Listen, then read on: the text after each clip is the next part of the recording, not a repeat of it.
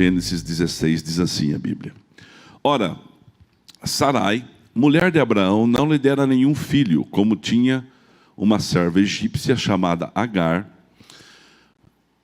Disse a Abraão: já que o Senhor me impediu de ter filhos, possua a minha serva, talvez eu possa formar família por meio dela. Abraão atendeu a proposta de Sarai.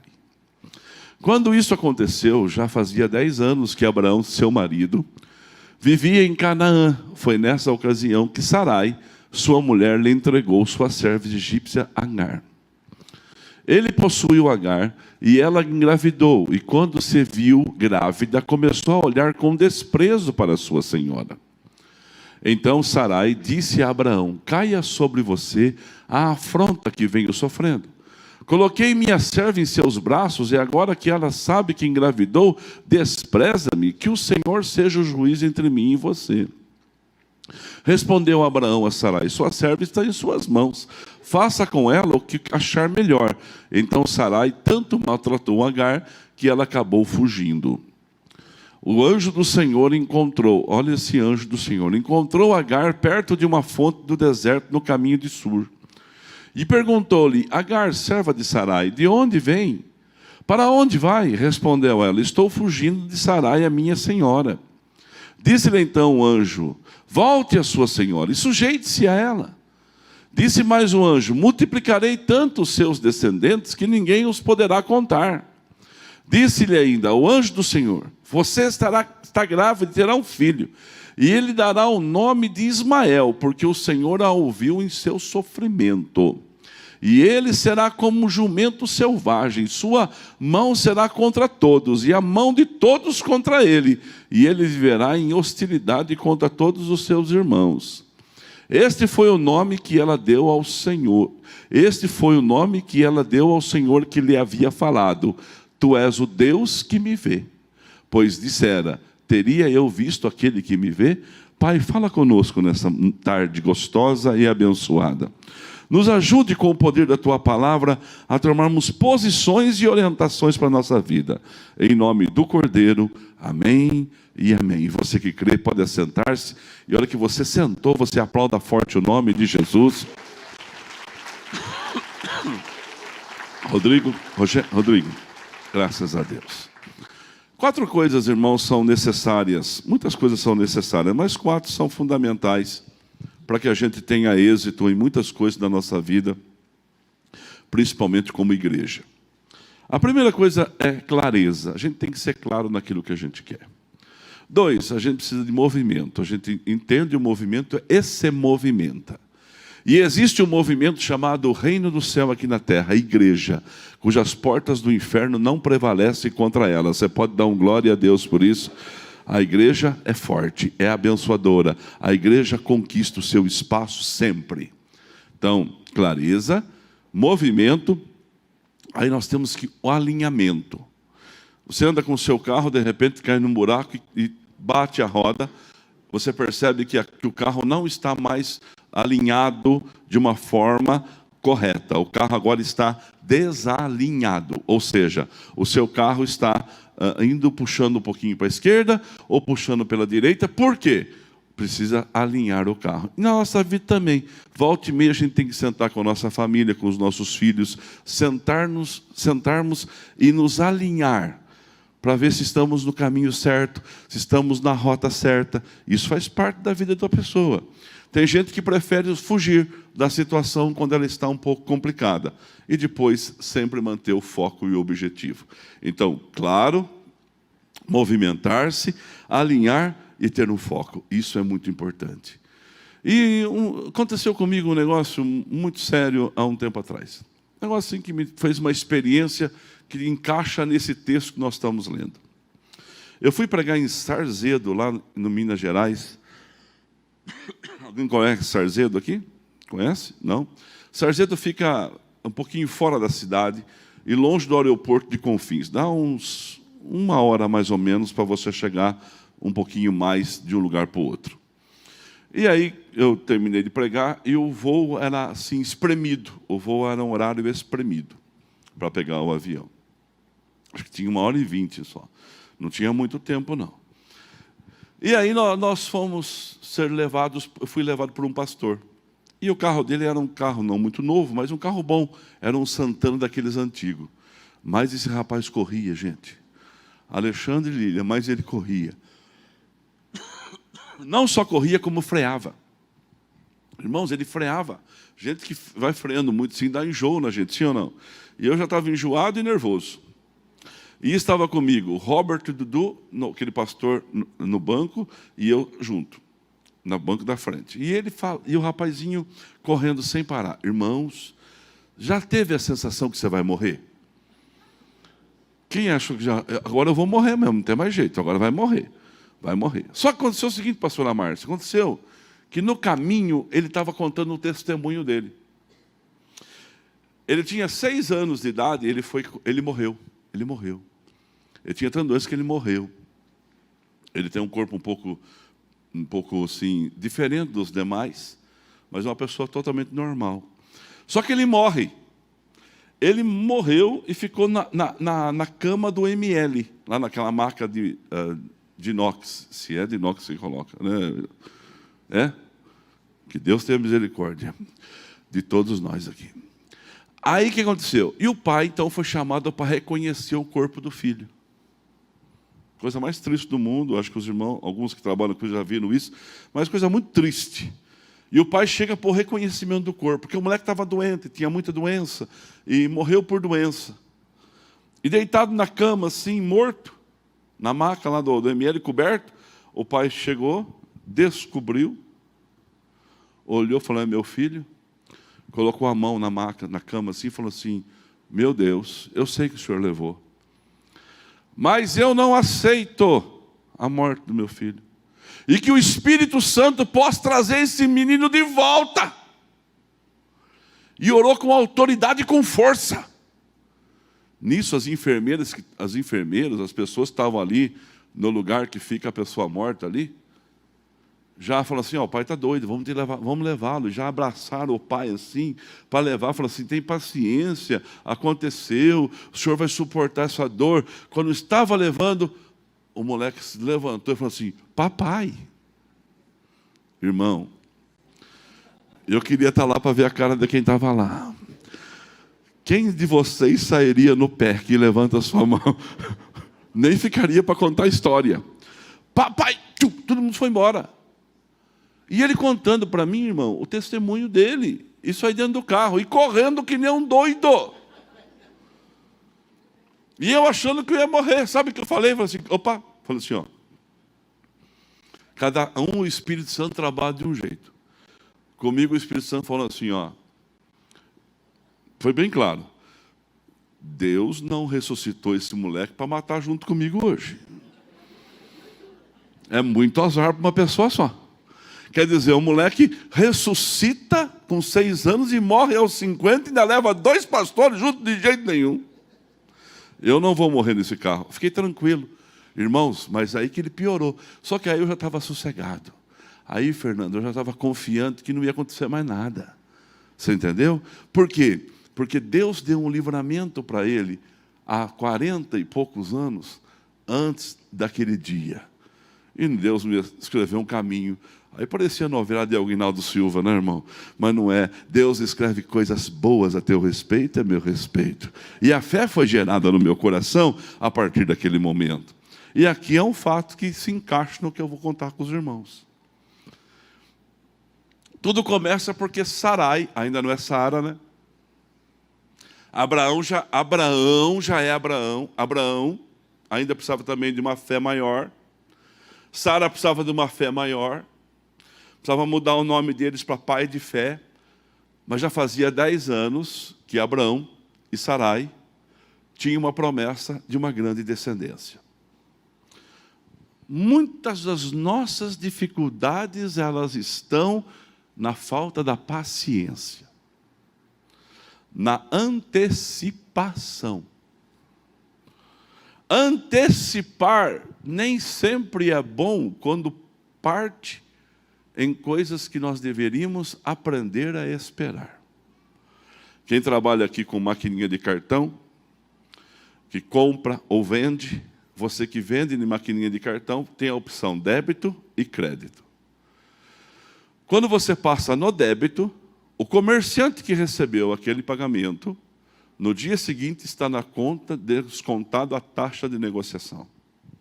Quando você passa no crédito, fica parado no banco aquele valor até dar os 30 dias que você efetuou o pagamento. Só que aí o banco te oferece a antecipação. Então você pode antecipar aquele valor depois de 2 dias que foi lançado o crédito a teu favor. Alguns bancos no dia seguinte, outros 2 dias. Mas só que o banco cobra uma taxa. E essa taxa nem sempre é baixa. Ele cobra uma taxa para você receber o que já é seu. Só que você precisa antecipar aquilo. E a antecipação te gerou um prejuízo.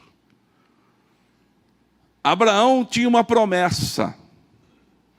E a promessa de Abraão era com a sua esposa: de ti farei uma grande nação.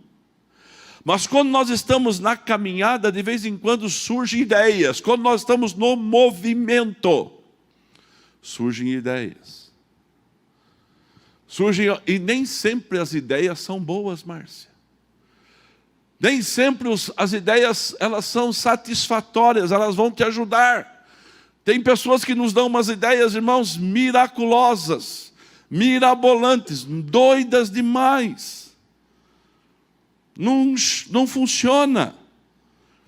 E às vezes a gente acaba cedendo e acabamos tendo prejuízo. E Sarai propôs ao seu marido, disse assim: bem, querido, você já está com 85 anos de idade. Faz 10 anos que nós estamos aqui na terra prometida, mas o filho não chega. Faz 10 anos que nós estamos no processo. Abraão, eu tenho uma escrava chamada Agar, e eu sou estéril. Você ainda tem vigor, você ainda tem oportunidade, mas a sua oportunidade não vai ser comigo. Eu entrego a minha escrava, você engravida-a. Você se deita com ela, e depois disso, Abraão, vai ter um filho. Sara cedeu Agar por um dia para Abraão. Pelo que eu estou entendendo aqui. Irmãos, não pense mais besteira de Abraão. Se ele continuou ficando com Agar, não é problema seu nem meu. Já faz tanto tempo que já passou também. Porque tem sempre os língua preta no meio. Fala assim: será que foi só uma vez? Irmão, eu não quero saber. Não me interessa pensar mal do meu amigo Abraão. Mas essa vez aconteceu. E essa vez que aconteceu, Agar engravidou. Não foi por inseminação, está certo a palavra, Guilherme? Artificial. Não foi. Foi físico. Mas foi em consenso, foi em alinhamento familiar. Irmão, uma escrava, Chepolo, uma escrava. Sabe que a Bíblia diz: toma cuidado. Eu vou falar qualquer dia sobre isso aqui na igreja. A alma farta pisa em favo de mel. A pessoa nunca tem nada. Quando começa a ter, começa a desdenhar daquilo que tem. Começa a jogar fora aquilo que tem. Começa a perder a oportunidade. A alma farta pisa em favo de mel. Mas a alma que precisa, qualquer amargo é doce para ela. Mas a farta, ela pisa nas coisas que são fáceis aparentemente para ela. E aí o que acontece? Agar, com a barriguinha ali agora, alma farta, favo de mel, começou a desprezar a Sarai. Passava perto e falava assim: ó, a saliência aqui. Aqui tem um neném do seu marido, irmão. A Sarai chegou e falou assim para o Abraão: por que essa figura está pensando que ela é? Eu que combinei com você, agora está me desprezando porque tem um filho seu na barriga? Abraão falou assim, ó, é tua escrava. Faz com ela o que você tem que achar que fazer. E Abraão começou a perceber, e Sarai começou a perturbar, a maltratar, a ponto que Agar não suportou. E Agar foge de casa, com uma criança grávida. E em qualquer lugar, como uma mulher grávida, e em qualquer lugar que você estivesse ali, a 1000 metros já era deserto. E deserto é lugar de sofrimento. Deserto é lugar de dor. Eu profetizo na minha e na sua vida que Deus nos livre dos desertos. Amém? Ó, pregamos esses dias aqui. Aquele que aprende. Como é que foi a frase mesmo? A frase foi assim: se eu não aprender do jeito de Deus, Deus me ensina do jeito que eu entendo. E às vezes tem gente que precisa ir para o deserto para aprender. Eu não preciso, você não precisa. Receba essa bênção para a sua vida. Deserto, nós não precisamos dele. Principalmente eu vou sozinho para o deserto, como ela fugiu para o deserto. Ela deixou e foi para o deserto. E lógico, uma mulher grávida, numa temperatura alta durante o dia e fria durante a noite, a criança ia morrer. O sofrimento levou essa mulher para o deserto. A dor levou essa mulher para o deserto. O descaso da sua patroa levou ela para o deserto. Irmãos, nós vamos ter que suportar certas situações. Nós vamos ter que suportar certos momentos na nossa vida. Nem tudo são flores. Às vezes dentro de uma igreja nós temos dificuldade de relacionamento. Às vezes nós somos mal compreendidos no trabalho, dentro de casa, na rua, na escola. Sofremos bullying, sofremos assédio, sofremos dificuldades, sofremos crises. Passamos por crises. Eu ensinei as minhas meninas, tanto a Bruna como a Marcela, a engolir sapo. E nem sempre é fácil engolir sapo. E às vezes os sapos, eles descem com as patinhas abertas dentro da garganta da gente. E a gente engole. Mas aonde que a gente vence isto? Não é no público. A gente vence isso em casa. A gente vence essas coisas na nossa casa. Muitas vezes eu perco o equilíbrio. Muitas vezes a família perde o equilíbrio. As pessoas perdem o equilíbrio. Quando um rei lá no livro, eu não lembro agora que livro que está, mas um rei, ele tinha uma mania, um rei israelita tinha uma mania. Ele pegava o inimigo, ele cortava o dedão aqui, ó, o polegar, os polegares da mão direita e da mão esquerda. E ele cortava os polegares do pé direito e do pé esquerdo. E colocava essa pessoa debaixo das mesas. E quando ele foi vencido, cortaram o polegar dele da mão direita, cortaram o polegar dele da mão esquerda e cortaram o polegar dele do pé esquerdo e direito. Duas coisas acontecem quando a pessoa perde os polegares. Primeiro, do polegar das mãos, você perde a identidade. Você deixa... Oxa! Foi lá que encontraram Adoni Bezeque. Lutaram contra ele e os derrotaram. E os cananeus e os fariseus. E aí o verso 6, Adoni Bezeque fugiu, mas eles os perseguiram e prenderam. E eles lhe cortaram os polegares das mãos e dos pés. Ele fazia com os outros, mas fizeram com ele. E quando você corta o polegar do seu pé, diz que você perde o equilíbrio. Então eles perderam a identidade e perderam o equilíbrio. Uma pessoa sem equilíbrio e sem identidade, ela não é mais ninguém. A vida acabou para ela. E aí, eu converso com as minhas meninas em casa. A Lourdes conversa com elas. E nós conversamos. Então, engole, deixa que desce, passa. Mas a gente não perde a identidade e não perde o equilíbrio. E eu profetizo na sua vida que na sua casa tenha identidade e tenha equilíbrio. Que você mantenha a identidade e o equilíbrio. E uma pessoa que tem identidade de equilíbrio, ela vence na vida. Você pode dar um glória a Deus por isso, ela vai vencer. Ela vai vencer, mesmo que seja difícil. Agar não. Agar agora sentia-se sem polegar direito, sem identidade, porque abandonada, fugiu para o deserto. E sem equilíbrio, porque ela não suportou as afrontas. A gente tem que suportar algumas afrontas, irmãos. A gente tem que suportar algumas dificuldades que nos sobrevêm. Mas quando ela estava lá no deserto, quem que a viu? O Senhor a viu. Deus tinha um propósito. Aquele menino era filho de Abraão. Deus não tinha nada a ver com o erro. Deus não tinha nada a ver com o erro de Abraão e de Sara em não esperar uma promessa. Mas agora, o que estava gerado no ventre de Agar tinha uma identidade, tinha uma aprovação.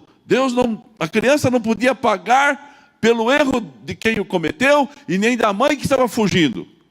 E apareceu o anjo do Senhor ali. Em letra maiúscula, sempre a teofania. E aqui o próprio Deus desce para falar com aquela mulher. E fala: mulher, da onde vem e para onde você vai?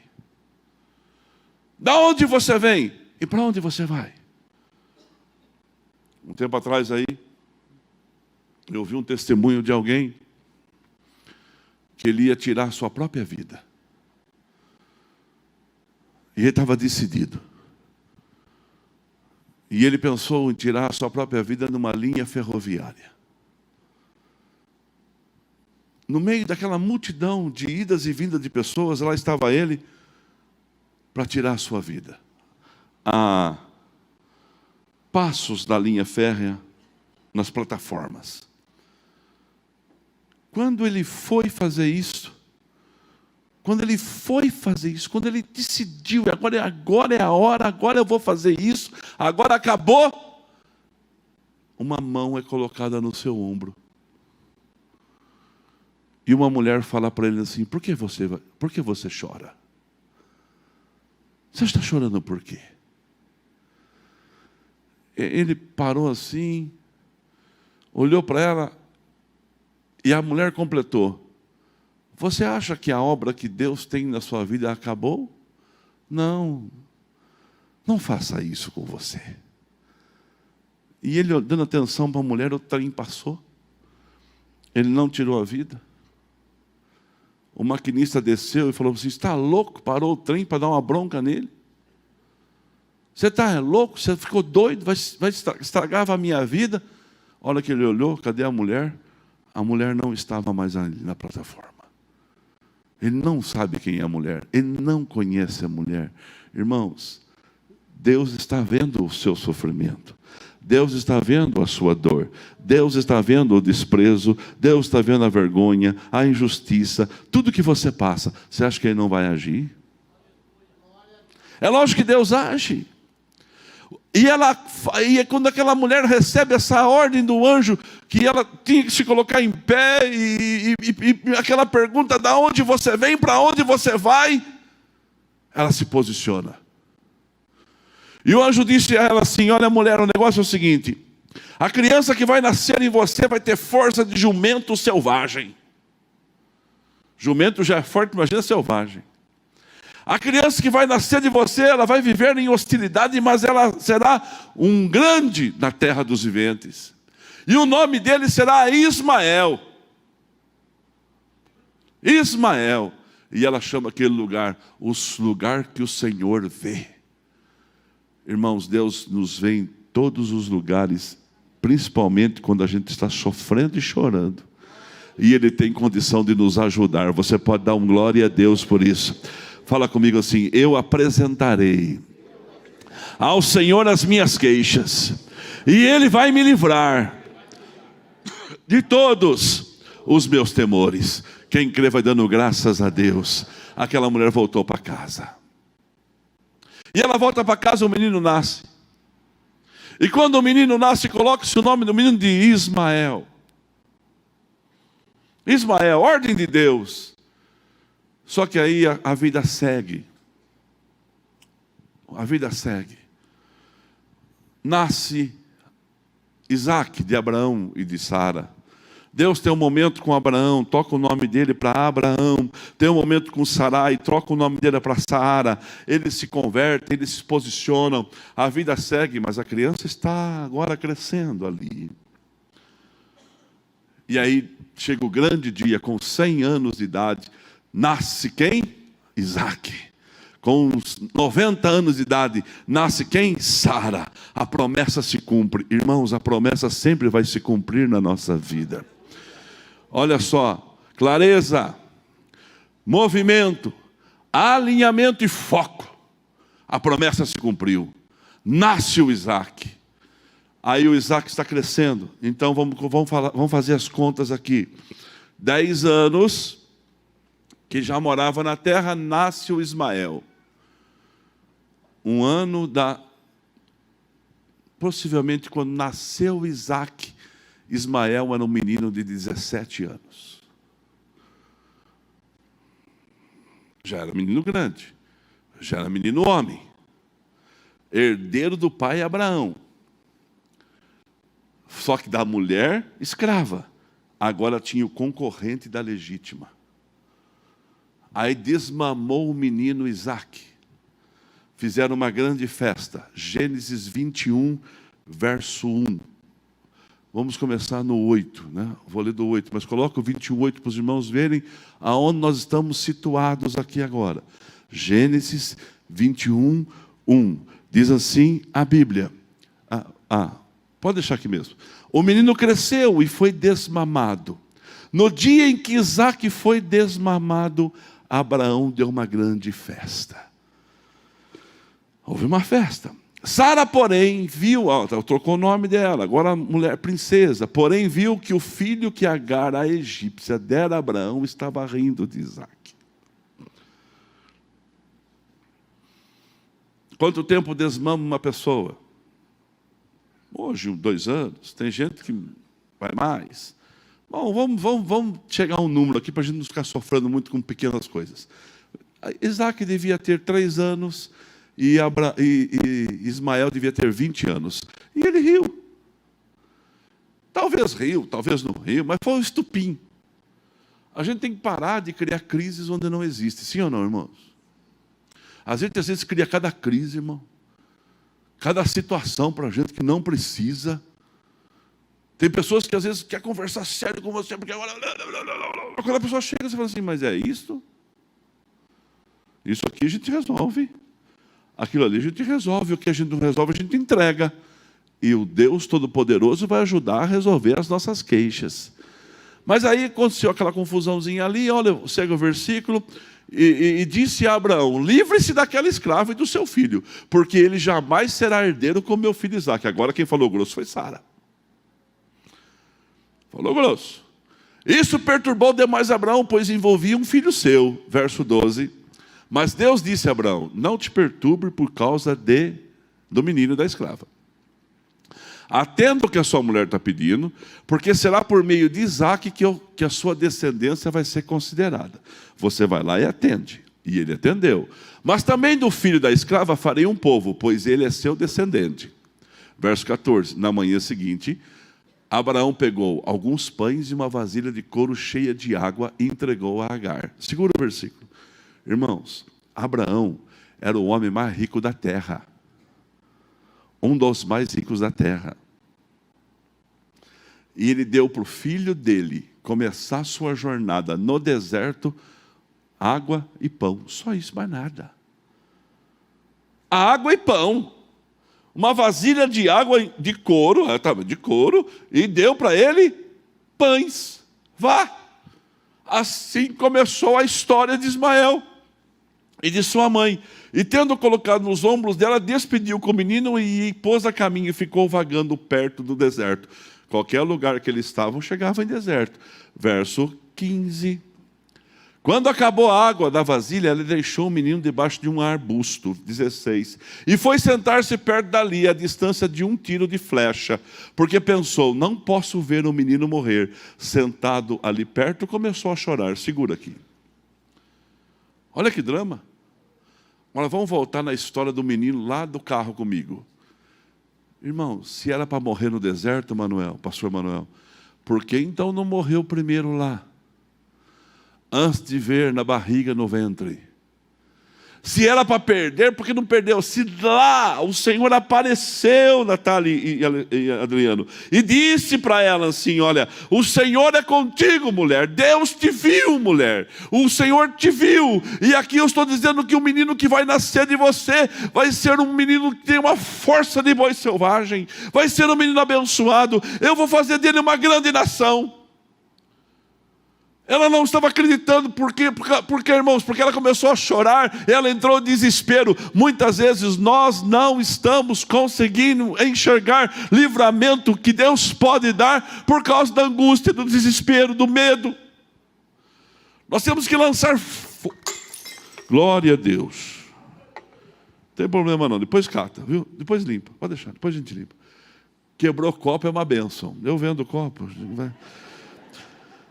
Um chora, outros vendem. Um chora, outro vende lenço, filho. Não esquenta a cabeça, não. Toda vez que quebrar um copo na sua casa, você dá um glória a Deus, você diga um aleluia. Isso aqui caro, então, fica melhor ainda. Vai ter que comprar outro aí, tá vendo? Alguém vai ganhar com isso.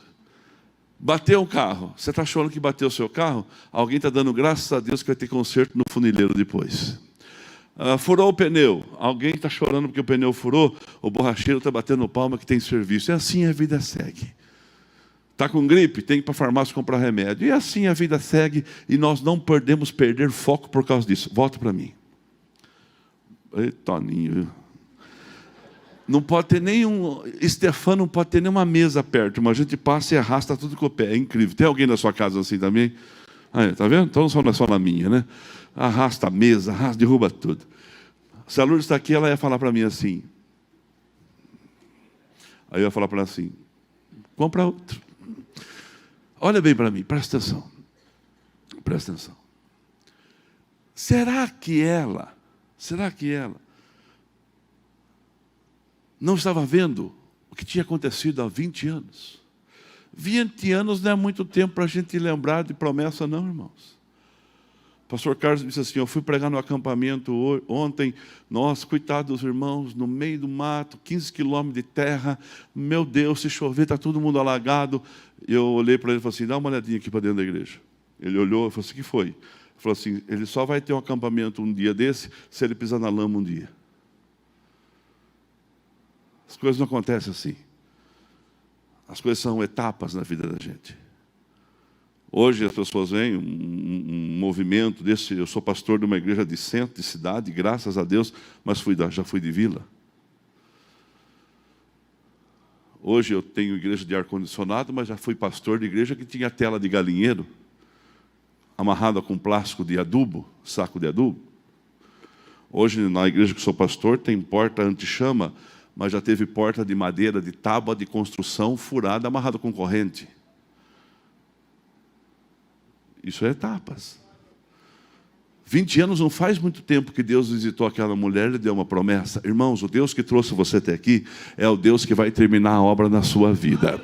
Eu vou dizer de novo: o Senhor que trouxe você aqui é o Deus que vai terminar a obra na sua vida. Quem crê vai dando graças a Deus. Levanta a sua mão e fala assim: o meu Deus me trouxe até aqui e Ele vai completar a obra na minha vida. A obra não vai ficar parada. Você crê nisso? Quem crê dá um aleluia aí no seu coração. E aí, a mulher estava nessa situação. Sem água, sem pão, no deserto. Deixou o menino lá do outro lado, fugiu um pouquinho da distância, para que ela não visse o menino morrer. Verso 17. Deus ouviu o choro do menino. Ah, Marcite, Deus sempre ouve o nosso choro. Deus vê as nossas lágrimas, Deus vê o nosso clamor. E o anjo, agora irmãos, não é, agora o anjo está em letra minúscula. Agora, irmão, já é um anjo mensageiro, agora não é mais o próprio. Deus dá ordem aos seus anjos a nosso respeito, porque o nosso pé não tropeça em pedra.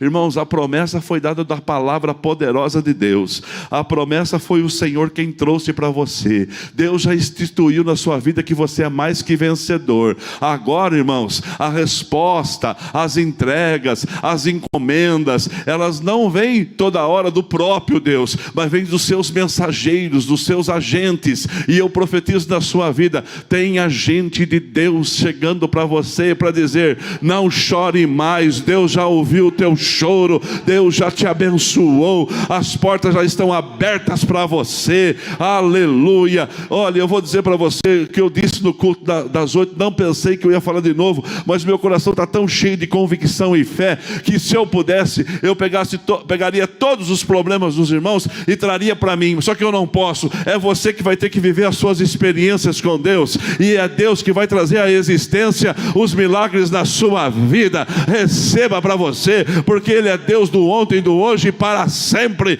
Olha só, o Senhor viu o choro e mandou um anjo, e chamou Agar e disse: o que te aflige, Agar?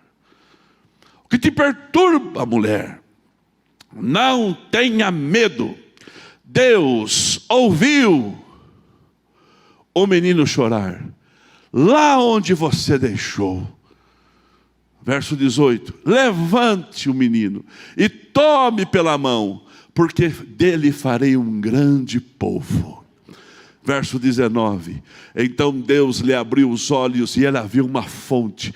Foi até lá, encheu de água a vasilha e deu de beber o menino. Irmãos, no deserto tem fonte. Você pode dar um glória a Deus por isso. Só que a gente chora demais, a gente se distancia demais, a gente fica longe demais, a gente perde a fé e a esperança, a gente não consegue ver o que Deus tem preparado para nós. Olha só, ouvinte. Deus estava com o menino, e ele cresceu e viveu no deserto e tornou-se um flecheiro. Deus estava com o menino e ele cresceu no deserto e tornou-se flecheiro. Chegou aqui? Coloca o 21 também, faz favor. Acabou aqui. Vivia no deserto de Parã e sua mãe conseguiu uma mulher da terra do Egito. Ele se casou. Quem foi Ismael? Ismael é pai dos árabes. Ismael é descendente de Abraão. Ismael é a Arábia, a Jordânia, é a Líbia, é a Síria, o Irã, Turquia.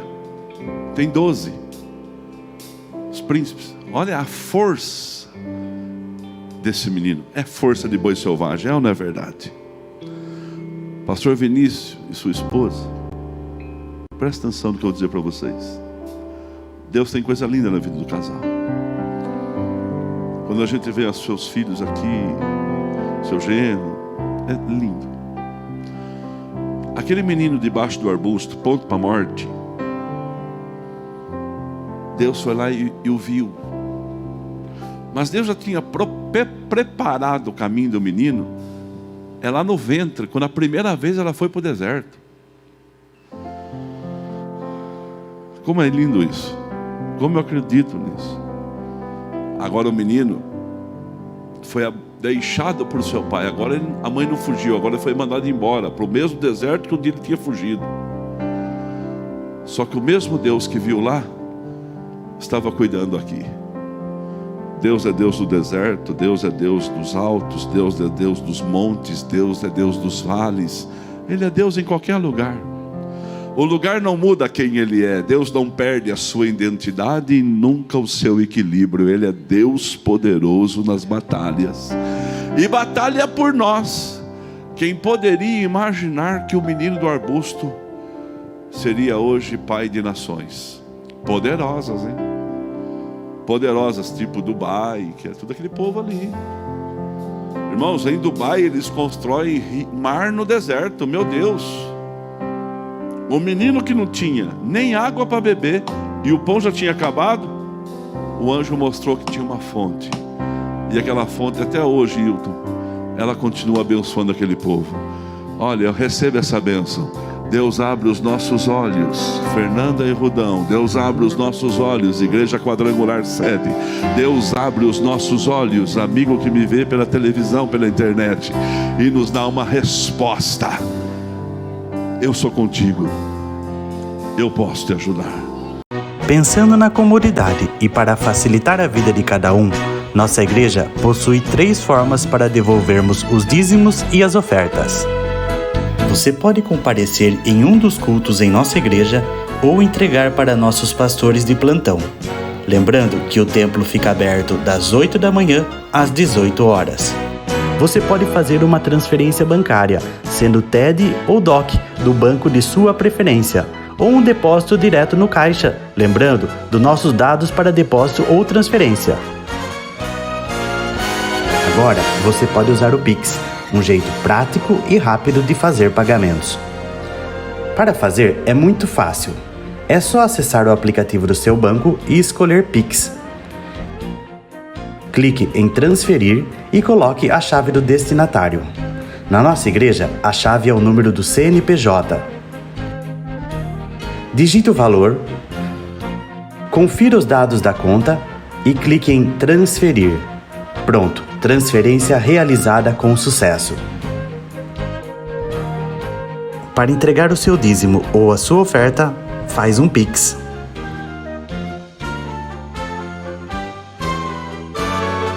Esta é a nossa igreja. Não importa onde estivermos, estaremos sempre conectados. Lembre-se, juntos à distância.